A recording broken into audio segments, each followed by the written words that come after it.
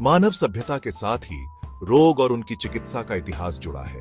हर संस्कृति में वैद्य और चिकित्सक पीढ़ी दर पीढ़ी अपने ज्ञान और अनुभव से उपचार करते रहे हैं। इस ज्ञान का एक हिस्सा गुप्त रखा गया।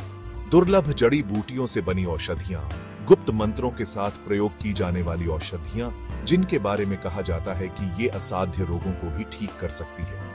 ये गुप्त दवाइयां हमेशा से लोगों को आकर्षित करती रही हैं, रहस्य और आशा का मिश्रण लिए हुए। क्या ये दवाइयां सचमुच कारगर थीं? क्या ये सिर्फ अंधविश्वास थे या इनके पीछे कुछ और था? इन सवालों के जवाब इतिहास के पन्नों में कहीं छिपे हैं, किंवदंतियों और लोक कथाओं में बुने हुए। आइए इन रहस्यों से पर्दा उठाएं और जानें गुप्त दवाइयों की दुनिया के बारे में। प्राचीन भारत में आयुर्वेद के साथ साथ कई गुप्त औषधियों का भी उल्लेख मिलता है।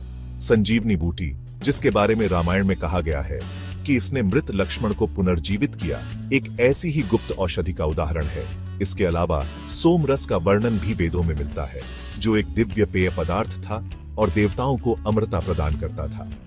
चीन में भी कीमियागर सदियों से अमृता प्राप्त करने के लिए गुप्त औषधियों की खोज करते रहे हैं।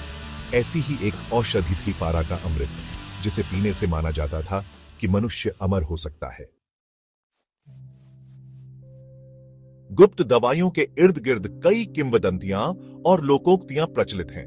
कहा जाता है कि कुछ तांत्रिकों के पास ऐसी विद्या थी जिससे वे जहर को भी अमृत में बदल सकते थे।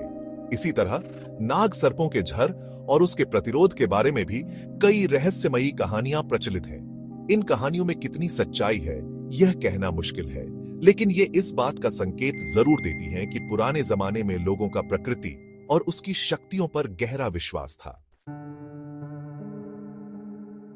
आज इनमें से अधिकांश गुप्त दवाइयां इतिहास के गर्भ में समा चुकी हैं। इनके सूत्र या तो खो गए या फिर गुप्त ही रहे।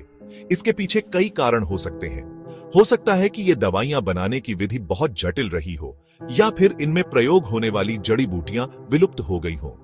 लेकिन सबसे बड़ा कारण शायद यह रहा होगा कि इन दवाइयों का ज्ञान पीढ़ी दर पीढ़ी गुप्त रूप से स्थानांतरित किया जाता था और किसी कारण यह क्रम टूट गया। जो भी हो, ये गुप्त दवाइयां मानव इतिहास और उसकी असीम जिज्ञासा का एक महत्वपूर्ण अध्याय हैं।